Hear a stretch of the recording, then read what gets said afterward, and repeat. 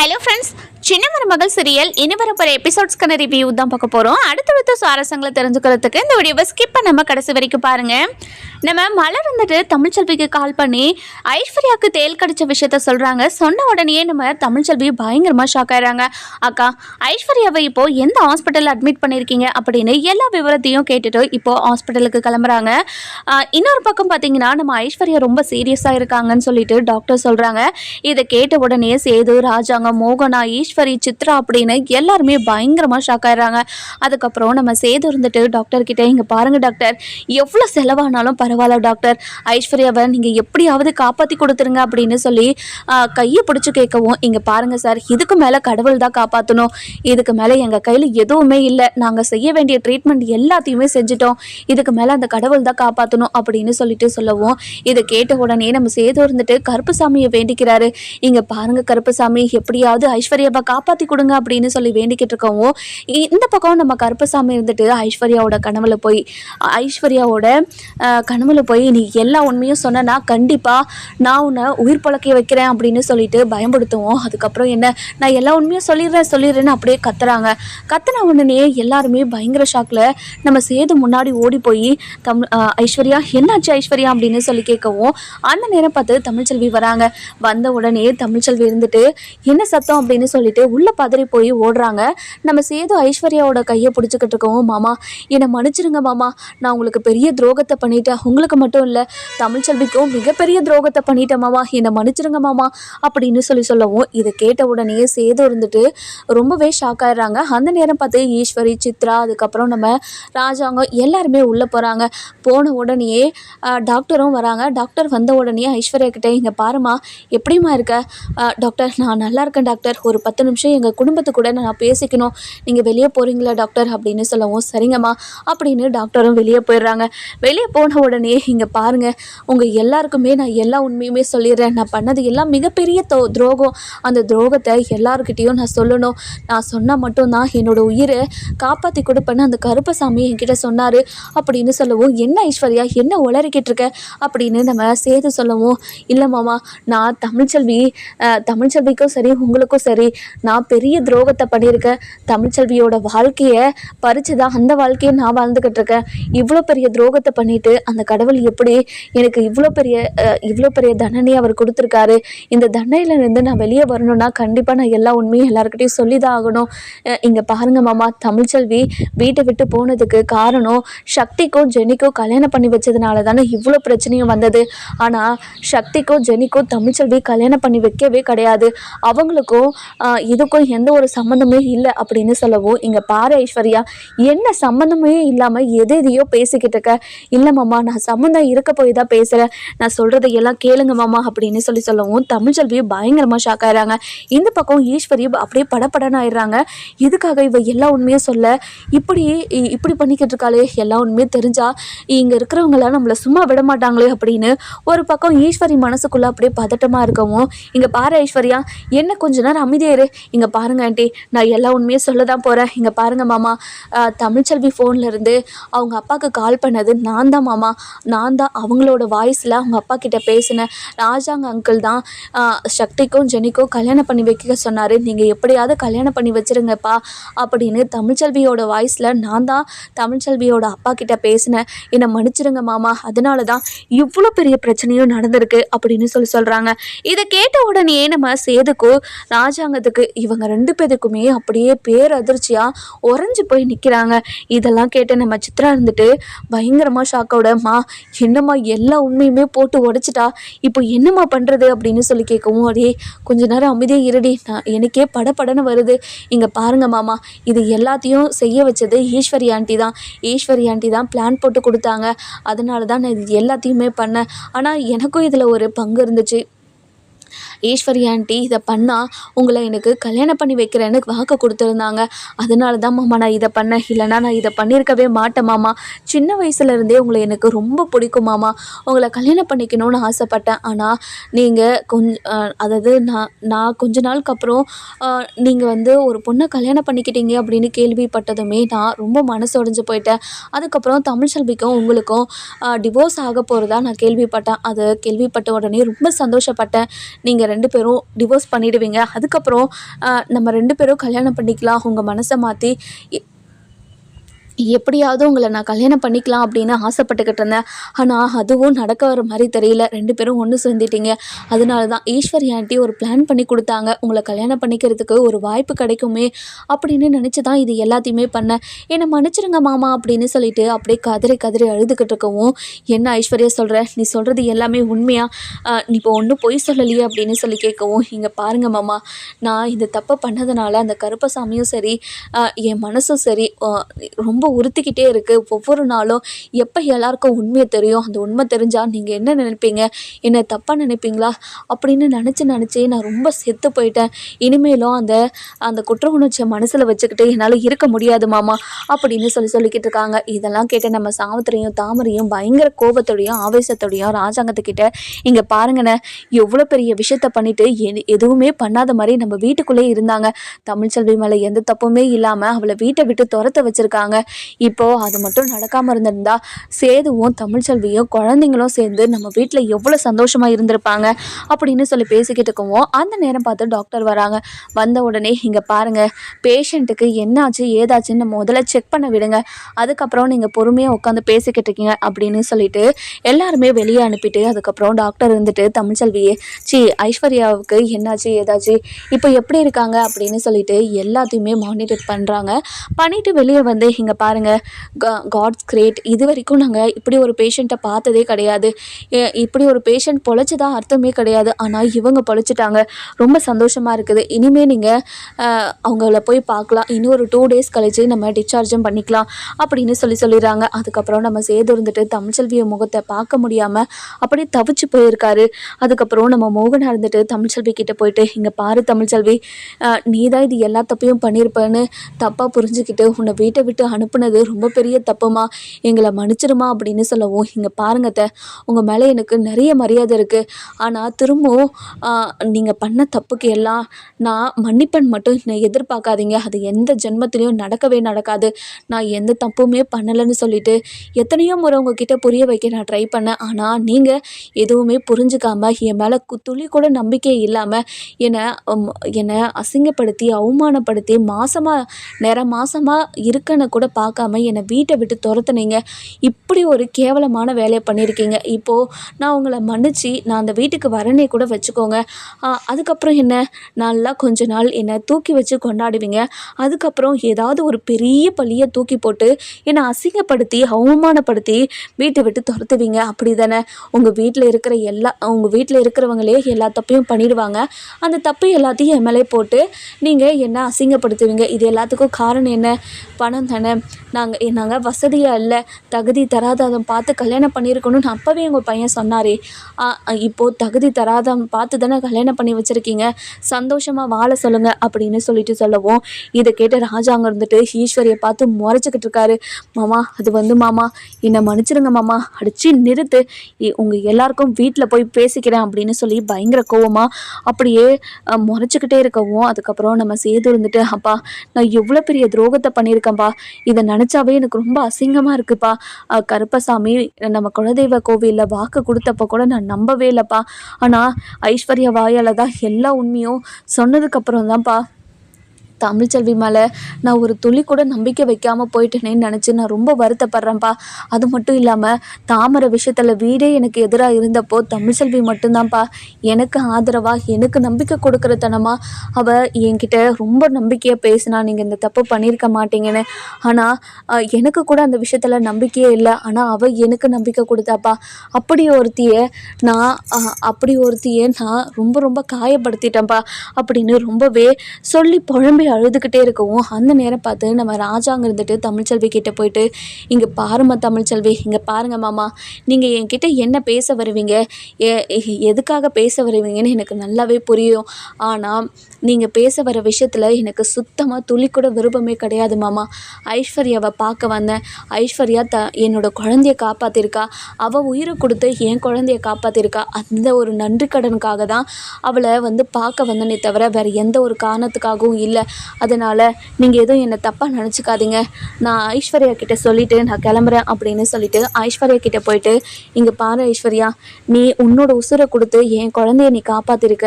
எனக்கு ரொம்ப சந்தோஷமாக இருக்குது. நீ எல்லா தப்பையும் உணர்ந்து திருந்திட்ட. இனிமேலாவது உன்னோட புருஷன் கூட சேர்ந்து சந்தோஷமாக வாழு. இங்கே பாருங்கள் தமிழ்ச்செல்வி, நீங்கள் எந்த தப்புமே பண்ணாமல் உங்கள் வாழ்க்கையை பறித்து நான் வாழ்ந்துக்கிட்டு இருக்கேன். அது எவ்வளோ பெரிய தப்புன்னு நான் இப்போ புரிஞ்சுக்கிட்டேன். உங்களையும் சேது மாமாவையும் நான் என்னோட கையாலேயே சேர்த்து வைக்கணும்னு ஆசைப்பட்றேன். நீங்கள் 2 பேரும் சேர்ந்து மீனாட்சி அழகரு 4 பேருமா குடும்பமாக சந்தோஷமாக வாழ்றதை என்னோட கண்ணால் பார்க்கணும். அதனால் நீங்கள் சேது மாமா கூட சேர்ந்து வாழுங்க. என்னால் தானே நீங்கள் 2 பேருமே பிரிஞ்சிங்க. இதை என்னால் ஏற்றுக்கவே முடியல. அதனால் ப்ளீஸ் எனக்காகவாது நீங்கள் 2 பேரும் சேர்ந்து வாழணும் அப்படின்னு சொல்லவும், இங்கே பாருங்கள் ஐஸ்வர்யா, நீங்கள் பண்ண தப்பா உணர்ந்துட்டீங்க. அதுக்கப்புறம் என்ன, உங்கள் கழுத்தில் அவர் தாலி கட்டியிருக்காரு. அவர் உங்களுக்கு புருஷன். அதனால் உங்கள் புருஷனை யாருக்காகவும் எதுக்காகவும் விட்டு கொடுக்காதீங்க அப்படின்னு சொல்லிட்டு அங்கேருந்து கிளம்பிடுறாங்க. கிளம்புன உடனே நம்ம தாமரை இருந்துட்டு, என்னம்மா இவ்வளோ பெரிய விஷயமெல்லாம் நடந்திருக்கு, இதுக்கு மேலே இந்த வீட்டில் என்னம்மா நடக்க போகுது, அந்த ஈஸ்வரிக்கும் சித்ராக்கும் என்னம்மா பண்ண போகிறாங்க, என்ன தண்டனை கொடுக்க போகிறாங்கன்னு நினச்சாவே ரொம்ப ஆர்வமாக இருக்குமா. நாம்ளும் ஏதாவது ஏற்றி விட்டுக்கிட்டே இருக்கணும். நான் என்னோட வாழ்க்கையே கேள்விக்குறியாக்கிட்டால அதனால் அவளை சும்மாவே விடக்கூடாதுமா அப்படின்னு சொல்லவும், சரிடி அமைதியா இரு, என்ன நடக்குதுன்னு மட்டும் நம்ம பார்ப்போம் அப்படின்னு சொல்லி இவங்க 2 பேரும் பேசிக்கிட்டு இருக்காங்க. இன்னொரு பக்கம் நம்ம ஈஸ்வரி அப்படியே படன்னு இருக்காங்க. என்ன பண்ணுறது ஏது பண்ணுறதுன்னு தெரியாமல் அந்த நேரம் பார்த்து நம்ம மோகனா இருந்துட்டு ஈஸ்வரி கிட்ட, இங்கே பாரு ஈஸ்வரி, நீ இப்படி ஒரு கேவலமான வேலையை பண்ணுவேன்னு சத்தியமாக நான் எதிர்பார்க்கவே இல்லை. மாமா உனக்கு என்ன துரோகம் பண்ணாரு, அவர் என்ன பாவம் பண்ணாரு, உனக்கும் உன் பொண்ணுக்கும் தேவையானது எல்லாத்தையும் பார்த்து தானே ஒவ்வொன்றத்தையும் பண்ணிக்கிட்டு இருக்காரு. அதுவும் சேதுக்கு எதுக்காக இவ்வளோ பெரிய துரோகத்தை பண்ண, நீ சேதுக்கு இவ்வளோ பெரிய துரோகத்தை பண்ணுவேன்னு சேது கூட நினச்சிருக்க மாட்டான். அவன் உன் மேலே எவ்வளோ நம்பிக்கையாக இருந்தா தெரியுமா. அவனுக்கு போய் இவ்வளோ பெரிய துரோகத்தை பண்ணி இப்படி ஒரு பாவியாக நிற்கிறே. அவங்க குடும்பத்தையே பிரித்து இப்போது அந்த குழந்தைங்க நம்ம வீட்டு வாரிசா நம்ம வீட்டில் வளர வேண்டியது இப்போது அங்குக்கும் இங்குக்கும் அலைஞ்சிக்கிட்டு கஷ்டப்பட்டுக்கிட்டு இருக்குங்க. அந்த பிஞ்சு குழந்தைங்க என்ன பாவம் பண்ணுச்சு. இங்கே பாரு ஈஸ்வரி, நீ ரொம்ப தப்பு பண்ணியிருக்க. இந்த தப்பு கண்டிப்பாக அவங்க மாமாவும் சரி சேதுவும் சரி மன்னிக்கவே மாட்டாங்க. ஐஸ்வர்யா இப்போது ஹாஸ்பிட்டலில் இருக்கிறதுனால தான் இப்போ உன்னை விட்டு வச்சுருக்காங்க. உன்னை கண்டிப்பாக எவ்வளோ பெரிய தண்டனை அனுபவிக்கிற மட்டும் பாரு அப்படின்னு சொல்லவும், இதை கேட்டு நம்ம சித்ரா வந்துட்டு, என்னம்மா இது இப்படியெல்லாம் பேசுகிறாங்க அப்படின்னு சொல்லி பேசிக்கிட்டு இருக்கவும், என்ன சித்ரா, என்ன உங்கள் அம்மா கிட்ட முணுமுணுக்கிறியே, நீ உனக்கு கூட அறிவின்றதே இல்லையா, நீயாவது வந்து எல்லா உண்மையும் சொல்லியிருக்கலாம்ல. எவ்வளோ பெரிய பிரச்சனையெல்லாம் நடந்துச்சு. அந்த பிரச்சனை நடக்கும் போதெல்லாம் இதெல்லாம் நாங்கள் தான் பண்ணோம், எங்களை மன்னிச்சிருன்னு ஒரு வார்த்தை சொல்லியிருந்தாவது அவங்க மனசெல்லாம் திருப்தியாக இருக்கும். ஆனால் நீங்கள் எல்லாத்தையுமே மறைச்சி இப்படி கேவலமான ஒரு காரியத்தை பண்ணியிருக்கீங்களே, உங்களுக்கு வெக்கமாக இல்லையா அப்படின்னு சொல்லிட்டு ரொம்ப கோபமாகவும் ஆவேசமாகவும் பேசிக்கிட்டு இருக்கவும், இதெல்லாம் கேட்டுக்கிட்டு இருந்தேன் நம்ம சித்ரா இருந்துட்டு, இங்கே பாருங்க பெரியம்மா அப்படின்னு சொல்லவும், இங்கே பாரு சித்ரா, நீ பேசவே பேசாத, நீங்கள் 2 பேரும் மன்னிக்கவே முடியாத தப்பை பண்ணியிருக்கீங்க. கண்டிப்பாக என்னோட வீட்டுக்காரும் சரி நானும் சரி சேதுவும் சரி உங்களை யாரும் மன்னிக்கவே மாட்டாங்க. இனிமேல் இந்த வீட்டுக்குள்ளேயே உங்களுக்கு இடமே கிடையாது. இந்த என்ன தப்பு பண்ணாலும் இந்த வீட்டுக்குள்ளேயே உங்களை வச்சிருக்கிறதுனால தானே இவ்வளோ பெரிய துரோகத்தையும் சேதுக்கும் ராஜாங்க மாமாக்கும் பண்ணியிருக்கீங்க. உங்களை சும்மாவே விடக்கூடாது அப்படின்னு சொல்லி பேசிக்கிட்டு இருக்காங்க. அந்த நேரம் பார்த்து நம்ம தமிழ்ச்செல்வி அதாவது ஹாஸ்பிட்டல்ல இருந்து வீட்டுக்கு கிளம்புறாங்க. கிளம்புன உடனே நம்ம மோகனா இருந்துட்டு, தமிழ்ச்செல்வி ஒரு நிமிஷம் தமிழ்ச்செல்வி, நீ ஒரே நிமிஷம் இங்கே இரா அப்படின்னு சொல்லவும், இங்கே பாருங்கத்த, இதுக்கு மேலேயும் நான் இங்கே இருக்கணுன்ற அவசியம் இல்லை. அதாவது அசல் எது போலி எதுன்னு சொல்லிட்டு எல்லாருக்கும் தெரிஞ்சிருச்சு. இதுக்கு மேலே என் மனசில் துளி கூட ஒரு ஓரமாக இருந்துச்சு, என் மேலே இப்படி ஒரு பழியை போட்டுட்டாங்களே அப்படின்னு குற்ற உணர்ச்சியில் இருந்தேன். அந்த குற்ற உணர்ச்சி இல்லாமல் இனிமேல் என்னோட ஆம்பிஷனை நான் முடிக்க போகிறேன். கண்டிப்பாக என்னோட ஆம்பிஷனுக்காக நான் ஓடி உழைக்க தான் போகிறேன். என்னோட பசங்களையும் என்ன மாதிரி சுயமரியாதையோடு வாழணும்னு சொல்லி கொடுப்பேன். கண்டிப்பாக இது எல்லாமே நடக்கும், என்னை மன்னிச்சிருங்க அத்தை அப்படின்னு சொல்லிட்டு அங்கேருந்து கிளம்பிடுறாங்க. அதுக்கப்புறம் நம்ம சாவித்திரி இருந்துட்டு, இங்கே பாரு தமிழ்ச்செல்வி, நடந்து போச்சு, இவ்வளோ பெரிய பிரச்சனை நடந்திருக்குதான், நீ ரொம்ப காயப்பட்டிருக்கதான், இருந்தாலும் உன்னோட குழந்தைங்களுக்காகவாது யோசித்து சேது கூட சேர்ந்து திரும்ப வாழ்கிறதுக்கு நீ முயற்சி பண்ணலாம்ல அப்படின்னு சொல்லவும், நம்ம தமிழ்ச்செல்வி ஒரே ஒரு முறைச்சிட்டு அவங்க பாட்டுக்கு கிளம்பிடுறாங்க. என்னடி நான் தப்பாக சொன்னேன், சேது கூட சேர்ந்து வாழ நடி சொன்னேன், ஆனால் அவள் அப்படி முறைச்சிட்டு போகிறாம்மா. உனக்கு என்னம்மா தேவையில்லாத வேலை? தமிழ்ச்செல்வி இந்த வீட்டுக்கு வரணுன்றது எதுக்காக நீ அவகிட்ட சொல்கிற? இங்கே பாருமா, தமிழ்ச்செல்வியெல்லாம் இந்த வீட்டுக்கெல்லாம் வர வேண்டாமா. அவள் இந்த வீட்டுக்கு வராமல் இருந்தாவே நல்லதாக தான் இருக்கும். அதனால் அவள் இந்த வீட்டுக்கு வரணும்னுலாம் நினைக்காத. என்ன நடக்குதுன்னு பார்ப்போம் இரு அப்படின்னு சொல்கிறாங்க. அதுக்கப்புறம் என்ன, நம்ம ராஜாங்க இருந்துட்டு தலையில் கையை வச்சுக்கிட்டு உக்காந்துக்கிட்டு இருக்கவும், நம்ம சாவித்திரி இருந்துட்டு சாவித்திரியும் தாமரையும் போய் இங்கே பாருங்கண்ணே, இவ்வளோ பெரிய பிரச்சனை நடந்திருக்கு. ஆனால் நீங்கள் என்னென்ன இப்படி உடஞ்சி போய் உக்காந்துருக்கீங்க?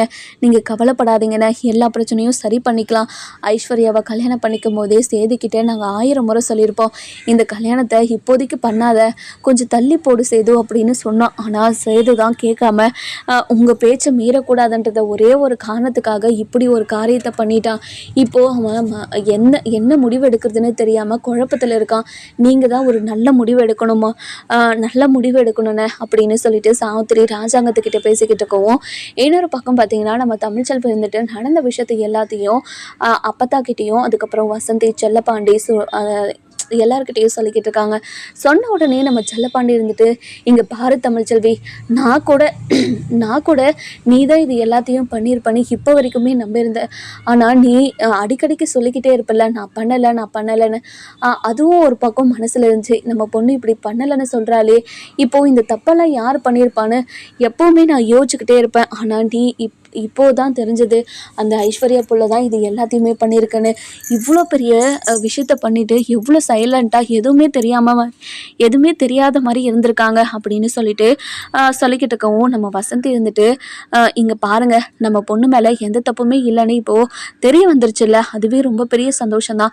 இனிமே யார் பேச்சுக்கும் நம்ம போகக்கூடாது. இங்கே பாரு தமிழ், நீ என்ன முடிவு எடுத்திருக்க? என்னம்மா பேசுகிற? என்ன முடிவு எடுக்கணும்னு நினைக்கிற நீ அப்படின்னு கேட்கவும், நம்ம அப்பதான் இருந்துட்டு, கடவுளே பெரியம்மா, நீ தான் எல்லா உண்மையும் எல்லாருக்கும் தெரிய வச்சிருக்க. இப்போ என் பேத்தி மேலே எந்த தப்புமே இல்லைன்னு நான் நம்பினது சரியா போச்சு. இங்கே பாருடி தமிழ்ச்செல்வி, நீ எந்த தப்புமே பண்ணியிருக்க மாட்டேன்டி, எனக்கு தெரியும்டி. தெரிஞ்சதுனால தாண்டி உன்னை நம்பி உன் கூடவே வந்தேன் நான். நீ இவ்வளோ பெரிய தப்பு பண்ணியிருக்க மாட்டேன்னு எனக்கு தெரியும்டி. பெரியவங்க பேச்சை மதிக்கிறவடி நீ அப்படின்னு தமிழ்ச்செல்வி கிட்ட பேசிக்கிட்டு இருக்கோம். இங்கே பாருங்க அம்மாச்சி, இந்த விஷயத்தில் எனக்கு ஆதரவாக இருந்தது நீங்கள் ஒருத்தர் தான் அம்மாச்சி. ரொம்ப ரொம்ப நன்றிங்க அம்மாச்சி. ஒருத்தர் கஷ்டத்தில் இருக்கும்போது அவங்க பக்கம் இருக்கிறது எவ்வளோ பெரிய விஷயம் தெரியுங்களா? அதுவே பெரிய பலத்தை கொடுக்கும். அந்த பலத்தை நீங்கள் எனக்கு கொடுத்துருக்கீங்க. ரொம்ப ரொம்ப ரொம்ப ரொம்ப நன்றிங்க அம்மாச்சி அப்படின்னு சொல்லவும், இங்கே பாருடி, நீ என்கிட்ட இப்படி அம்மாச்சின்னு பேசுகிறதே எனக்கு எவ்வளோ சந்தோஷமாக இருக்குது தெரியுமா? குழந்தைய தூக்கிட்டு போய் கொடுத்தது நம்ம 2 குடும்பத்தில் இருக்கிற ஒட்டும் உறவும் போயிடக்கூடாதுன்றதுக்காக தாண்டி இதெல்லாம் பண்ணேன். ஆனால் உன்னை இவ்வளோ காயப்படுத்தணும் சத்தியமாக நினச்சி பார்க்கலடி. என்னை மன்னிச்சிருடி. வாழ்க்கை முழுக்க நீ என்னை மன்னிக்காமையே போயிடுவியோன்னு எனக்கு பயமாக இருக்குடி. நான் போய் சேர்ந்துட்டேன்னா இதை நினச்சி என் ஆத்மா சாந்தி கூட அடையாதுடி. என்னை மன்னிச்சிருடி அப்படின்னு சொல்லவும், இங்கே பாருங்கம்மாச்சி, ஜென்மத்துக்கும் என்னோட குழந்தைய என்கிட்டேருந்து பிரிச்சதை நான் மன்னிக்கவே மாட்டாமாச்சி. அது என் மனசில் எப்போவுமே காயமாக இருந்துக்கிட்டு தான் இருக்குது. ஒவ்வொரு நாளும் என்னோட அழகரையோ மீனாட்சியோ பிரிஞ்சு இருக்கிறது என்னால் தாங்கவே முடியல. 2 குழந்தையும் ஒன்றா இருக்கணும்னு ஆசைப்பட்றேன். ஆனால் அது எப்போ நடக்கும், எப்படி நடக்கணும்னே தெரியல அப்படின்னு பேசிக்கிட்டு இருக்கவும், இந்த பக்கம் ஐஸ்வர்யாவுக்கு எல்லாம் சரியாகி இப்போது டிஸ்சார்ஜ் பண்ணி வீட்டுக்கு கூட்டிகிட்டு போகிறாங்க. போன உடனே நம்ம ராஜாங்க இருந்துட்டு வீட்டில் ஒரு மாநாடே போட்டுடுறாங்க. இங்கே பாரு ஐஸ்வர்யா, இவ்வளோ பெரிய பிரச்சனை நடந்ததுக்கப்புறம் தான் நீ எல்லா உண்மையும் சொல்லியிருக்கணுமா? ஏற்கனவே எவ்வளோ பெரிய பிரச்சனையெல்லாம் நடந்துட்டு இருந்துச்சு. அந்த பிரச்சனை அப்போவே நீ எல்லா உண்மையும் சொல்லியிருந்தேன்னா இப்போ இவ்வளோ பெரிய பிரச்சனை நடந்திருக்குமா? சேது வாழ்க்கையில் ரொம்ப சந்தோஷமாக இருந்திருப்பான். அவனோட சந்தோஷத்தையே கெடுத்துட்டீங்களே அப்படின்னு ரொம்ப கோபமாகவும் ஆவேசமாகவும் நம்ம ராஜாங்க பேசுவோம். இங்கே பாருங்க மாமா, நான் பண்ணது எல்லாமே மிகப்பெரிய தப்புன்னு நான் உணர்ந்ததுனால தான் உங்ககிட்ட நான் எல்லா உண்மையுமே சொன்னேன். சேது மாமா மேலே ஆசைப்பட்டதுனால தான் நான் இவ்வளோ பெரிய துரோகத்தை சேது மாமாவுக்கு பண்ணிட்டேன். அது எவ்வளோ பெரிய தப்புன்னு நான் இப்போ புரிஞ்சுக்கிட்டேன். சேது மாமாக்காக நான் தமிழ்ச்செல்வி வீட்டுக்கு போய் அவங்க கிட்ட பேசுகிறேன். அவங்கள தமிழ்ச்செல்வியை சேது மாமா கூட சேர்ந்து வாழ சொல்கிறேன். இவங்க 4 பேருமா சந்தோஷமாக வாழறத என் கண்ணால் பார்க்கணும். அதுதான் நான் பண்ண தப்புக்கு நான் பிராயச்சித்தமாக உங்களுக்கு நான் பண்ணுறது. என்னை மன்னிச்சிருங்க மாமா அப்படின்னு சொல்லவும், ஈஸ்வரி இவ்வளோ பெரிய கேவலமான விஷயத்த பண்ணியிருக்கே, உனக்கு மனசாட்சின்றது ஒன்று இருக்குதா இல்லையா? இந்த குடும்பத்திலே இருந்து இந்த குடும்பத்தில் இருக்கிற சாப்பாடையே சாப்பிட்டு இவ்வளோ பெரிய துரோகத்தை இந்த குடும்பத்துக்கு பண்ணியிருக்க. இனிமே இந்த குடும்பத்தில் நீ ஒரு நிமிஷம் கூட இருக்கக்கூடாது. இந்த குடும்பத்துக்கும் சரி உனக்கும் சரி எந்த ஒரு சம்மந்தமும் கிடையாது அப்படின்னு சொல்லி நம்ம ராஜாங்க இருந்துட்டு ஈஸ்வரி கிட்ட சொல்லவும், ஐயோ மாமா, என்ன மாமா இப்படி ஒரு முடிவு எடுத்துட்டீங்களே, நான் பண்ணது எல்லாமே மிகப்பெரிய தப்பு தான் மாமா, நான் இல்லைன்னெல்லாம் சொல்லலை மாமா. தமிழ்ச்செல்வி மேலே இருந்த கோவத்துலையும் ஐஸ்வர்யாவுக்கு சேதுவை கல்யாணம் பண்ணி வைக்கணுன்ற ஒரு ஆசையில் இருந்தால் மாமா இப்படிலாம் பண்ணிட்டேன். ஆனால் இது இவ்வளோ பெரிய பிரச்சனை ஆகும்னு சத்தியமாக நான் நினைக்கவே இல்லை மாமா, என்னை மன்னிச்சிருங்க மாமா அப்படின்னு சொல்லி காலில் போய் விழவும், அடைச்சி உன்னை உன் கை என் காலில் பட்டா கூட அது பெரிய பெரிய அசிங்கமாயிடும். அதனால் முதல்ல இங்கேருந்து கிளம்பு. உன்னை இனிமே நான் எப்போவுமே பார்க்கவே கூடாது. எந்த சூழ்நிலையிலையும் எந்த காரணத்தை கொண்டோ இந்த வீட்டு வாசப்படியை மெரிச்சிட போகிற. நீ போய் சன்னாசி கூட இருந்துடலான்னு மட்டும் நினைக்காத. சன்னாசிக்கு கால் பண்ணி சொல்லுவேன், நீ அங்கேயும் போகக்கூடாது. நீ அங்கேயும் போனால் கண்டிப்பாக அவனை படுத்திக்கிட்டு தான் இருப்ப. அதனால் நீ ரோடாக சுற்று. அப்போ தான் உனக்கு ₹1 சம்பாதிக்கிறதுக்கு எவ்வளோ பெரிய கஷ்டம், நம்ம எவ்வளோ சொகுசாக இருந்தோம், அந்த சொகுசான வாழ்க்கையை விட்டுட்டு எப்படி இப்படி கஷ்டப்படுறோமேன்னு நினச்சி ஒவ்வொரு நாளும் நீ வருத்தப்பட்டுக்கிட்டு இருக்கணும். அதுதான் உனக்கு தண்டனையே அப்படின்னு சொல்கிறாங்க. இன்னொரு பக்கம் பார்த்தீங்கன்னா, நம்ம தமிழ்ச்செல்வி காலேஜில் இருந்து கால் பண்ணி, இங்கே பாருங்கள் தமிழ்ச்செல்வி, நீங்கள் நாளைக்கு காலேஜுக்கு வரும்போது குழந்தைய தூக்கிட்டு வர வேண்டாம் அப்படின்னு சொல்லவும், என்னாச்சுங்க மேடம் அப்படின்னு கேட்கவும், இங்கே பாருங்கள் தமிழ்ச்செல்வி, உங்கள் குழந்தையால் இங்கே இருக்கிற ஸ்டூடெண்ட்ஸ் எல்லாம் ரொம்ப பாதிக்கப்படுறாங்க. அதனால் நீங்கள் வீட்லேயே விட்டுட்டு வந்துடலாமே, முட்டிப்பால் இது கொடுக்கலாமே அப்படின்னு சொல்லவும், இங்கே பாருங்கள் மேடம், இனிமேல் என்னோட குழந்தையால் அவங்களுக்கு யாருக்கும் பிரச்சனை வராதுங்க மேடம். என்னோடய குழந்தைய நான் கார்லேயே வச்சுக்க சொல்கிறேன். குழந்தை அழுகிற போது மட்டும் என் கூட இருக்கிறவங்க என்னை கூட்டிகிட்டு போய் கார்லேயே நான் ஃபீட் பண்ணிட்டு வந்துடுங்க மேடம் அப்படின்னு சொல்லி கன்வின்ஸ் பண்ணிடுறாங்க. இன்னொரு பக்கம் பார்த்தீங்கன்னா, நம்ம ஐஸ்வர்யா இருந்துட்டு தமிழ்ச்செல்வி வீட்டுக்கு வராங்க. வந்த உடனே தமிழ்ச்செல்வியை பார்த்து தமிழ்ச்செல்வியோட கையை பிடிச்சி, இங்கே பாருங்கள் தமிழ்ச்செல்வி, நான் பண்ணது எல்லாமே மிகப்பெரிய தப்பு தான் தமிழ்ச்செல்வி, என்னை மன்னிச்சிருங்க தமிழ்ச்செல்வி. அதுக்காக சேது மாமாவையும் குழந்தைங்களையும் நீங்கள் தண்டிச்சிடாதீங்க. நீங்கள் தண்டிக்கணும்னு நினச்சா என்ன தான் நீங்கள் தண்டிக்கணும். நான் பண்ண தப்புக்காக தான் இப்போது நீங்கள் எல்லாருமே தண்டனை அனுபவிச்சுக்கிட்டு இருக்கீங்க. அது என்னால் பார்க்க முடியல. அது எனக்கு ரொம்ப ரொம்ப குற்ற உணர்ச்சியாக இருக்குது. உங்கள் 2 பேரையும் நான் சேர்த்து வச்சுட்டு நான் அந்தமானுக்கே போயிடலான்னு இருக்கேன். ப்ளீஸுங்க தமிழ்ச்செல்வி, நீங்கள் மனசு வச்சிங்கன்னா நீங்கள் 4 பேரும் ரொம்ப சந்தோஷமாக வாழ்வீங்க அப்படின்னு சொல்லவும், நம்ம அப்பத்தா இருந்துட்டு, அடியே என்னடி இப்போ ரொம்ப நல்லவ மாதிரி பேசிக்கிட்டு இருக்க, நீ மட்டும் எந்த பிரச்சனையும் நடக்கக்கூடாதுன்னு நினச்சிக்கிட்டு இருந்தேன்னா, நீ ஏற்கனவே பெரிய பிரச்சனையெல்லாம் நடந்துட்டு இருந்துச்சுல்ல, அப்போவே எல்லா உண்மையுமே சொல்லியிருக்கணும். சேதுக்கிட்ட நீ தாலியை வாங்கிக்கிட்டல, அப்போயாவது சொல்லியிருக்கணும். எப்போவுமே சொல்லாமல் இப்போ ரொம்ப நல்லவ மாதிரி பேசிக்கிட்டு இருக்க. முதல்ல ரொம்ப நல்லவ மாதிரி பேசாமல் இந்த மாதிரி நடிக்காமல் முதல்ல கிளம்பு. இங்கே பாருங்க அப்பத்தா, நான் பண்ணது எல்லாமே ரொம்ப தப்புன்னு நான் புரிஞ்சுக்கிட்டேன் அப்பத்தா. நான் புரிஞ்சுக்கிட்டதுனால தான் தமிழ்ச்செல்விக்கிட்டேயும் சேது மாமாக்கிட்டேயும் மன்னிப்பு கேட்டு எல்லா உண்மையுமே என்னோட வாயிலே நான் சொல்லிட்டேன். இல்லைன்னா நான் ஏன் சொல்ல போகிறேன். இங்கே பாருங்கள் தமிழ்ச்செல்வி, என்னை மன்னிச்சிருங்க தமிழ்ச்செல்வி அப்படின்னு சொல்லி காலில் விழுந்தவும், ஐஸ்வர்யா இங்கே பாருங்கள் ஐஸ்வர்யா, நீங்கள் பண்ண தப்பை உணர்ந்துட்டீங்க. உணர்ந்த அப்புறமும் எதுக்காக நீங்கள் என்னோட காலில் விழணும்? நீங்கள் என்னோட காலில் விழணுன்ற அவசியம் கிடையாது. இந்த மாதிரிலாம் பண்ணாதீங்க அப்படின்னு சொல்லவும், இன்னொரு பக்கம் பார்த்தீங்கன்னா, நம்ம கருப்பு இருந்துட்டு சேதுக்கிட்ட, இங்கே பாரு மாப்பிள்ளை, தங்கச்சி மேலே எந்த தப்புமே இல்லைன்னு சொல்லி நான் உங்ககிட்ட 1000 முறை சொல்லியிருப்பேன். ஆனால் ஒரு முறையாவது நீ தங்கச்சியை பற்றி யோசிச்சு பார்த்தியா? என் அப்பாவுக்கு இந்த அசிங்கத்தை ஏற்படுத்திட்டா, என் அப்பாவுக்கு அப்படியே ஏற்படுத்திட்டா, அப்படி இப்படின்னு தாம் தும்ந்து குடிச்சு அவளை கேட்கக்கூடாத வார்த்தையெல்லாம் கேட்டு அசிங்கப்படுத்தி அவமானப்படுத்தி மாதம் கர்ப்பிணியாக இருக்கான்னு கூட பார்க்காம அவளை வீட்டை விட்டு துரத்தி விட்டிய மாப்பிள்ளை. அது எவ்வளோ பெரிய தப்பு. இங்கே பாரு மாப்பிள்ளை, நீ உன்னோட கௌரவத்தை யோசிக்காம நீ பண்ண தப்புக்கு அவகிட்ட போய் மன்னிப்பு கேளு. மன்னிப்பு கேட்டு நீங்கள் 4 பேருமா சந்தோஷமாக வாழ்கிறத நாங்கள் பார்க்கணும் சேது. அது அது அது நடக்கிறது உன்னோட கையில் தான் இருக்குது அப்படின்னு சொல்லவும், இங்கே பாருங்க மாமா, நான் பண்ணது எல்லாமே தப்புன்னு நான் புரிஞ்சுக்கிட்டேன். ஆனால் தமிழ்ச்செல்வி கிட்ட போய் மன்னிப்பு கேட்டால் கண்டிப்பாக அவள் என்னை மன்னிக்க மாட்டான்னு எனக்கு நல்லாவே தெரியும் அப்படின்னு சொல்லவும், இங்கே பாரு மாப்பிள்ள, மன்னிக்க மாட்டாதான். அவள் அனுபவிச்சிருக்க வலியும் வேதனையும் அந்த மாதிரி. அதனால் நீ தான் போய் அவளோட மனசை மாற்றணும் அப்படின்னு சொல்லவும், நம்ம ராஜாங்கமும் இங்கே பாரு சேது, நீ பண்ண தப்புக்கு நீ தான் மன்னிப்பு கேட்கணும். எப்படியாவது அவளோட மனசை மாற்றி நம்ம வீட்டுக்கு வரவை, நம்ம வீட்டு வாரிசு நம்ம வீட்டில் தான் வளரணும். அதுக்கு நீ தான் ஏதாவது பண்ணணும். எப்பாடுபட்டாவது நீ தமிழ்ச்செல்வியோட மனசை மாற்றி நம்ம வீட்டுக்கு கூட்டிகிட்டு வரணும் அப்படின்னு சொல்கிறாங்க. இது கேட்ட உடனே சேது என்ன பண்ணுறது ஏது பண்ணுறதுன்னு தெரியாமல் ரொம்பவே தவிச்சு போயிருக்காங்க. இந்த பக்கம் நம்ம ஐஸ்வர்யா இருந்துட்டு தமிழ்ச்செல்வியும் சேதையும் சேர்த்து வைக்கணுன்றதுக்காக ரொம்பவே கஷ்டப்பட்டுக்கிட்டு இருக்காங்க. நம்ம ஐஸ்வர்யா நினச்ச மாதிரி சேதுவும் தமிழ்ச்செல்வியும் ஒன்று சேருவாங்களா மாட்டாங்களான்னு சொல்லிட்டு நம்ம வர எபிசோடில் பார்க்கலாம். இந்த வீடியோ உங்களுக்கு பிடிச்சிருந்தா லைக் பண்ணுங்கள், சப்ஸ்கிரைப் பண்ணுங்கள், மறக்காமல் பெல் ஐகானையும் கிளிக் பண்ணி